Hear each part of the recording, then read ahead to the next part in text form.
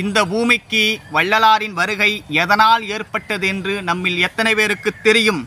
ஆன்மாக்கள் எல்லாம் சமயங்களாலும் மதங்களாலும் அதில் சொல்லப்பட்ட கடவுளர்களாலும் பேதமுற்று சண்டையிட்டு போரிட்டு இறந்து இறந்து இறந்து வீண் போய்கொண்டே இருந்தனர். இப்படி ஆன்மாக்கள் கோடி சூரிய பிரகாசமுடைய ஆன்மாக்கள் சமயங்கள் பெயராலும் மதங்களின் பெயராலும் இறந்து இறந்து வீண் போய்கொண்டு இருக்கின்றார்களே என்ற அழுத்தம் அந்த இயற்கை உண்மை கடவுளுக்கே தாங்க முடியாமல் போனதால் தான் வள்ளலாரை இந்த பூமிக்கு அனுப்பி வைத்தார் அருட்பெரும் ஜோதி ஆண்டவர். தான் இந்த பூமிக்கு வருகை புரிந்த நோக்கத்தையும் அந்த இயற்கை உண்மை கடவுள் தன்னை அனுப்பிய நோக்கத்தையும் வள்ளல் பெருமானார் ஒரு பாடலில் குறிப்பிடுகிறார். தலைப்பு 6ஆம் திருமுறை நடராஜபதி மாலை. உலகில் ஒரு சமய மத நெறியலாம் பேய்பிடிப்பு உற்ற பிச்சி பிள்ளை விளையாட்டு என்று உணர்ந்திடாது உயிர்கள் பேதமுற்று அங்கும் இங்கும் இறந்து போரிட்டு வீண் போயினர்.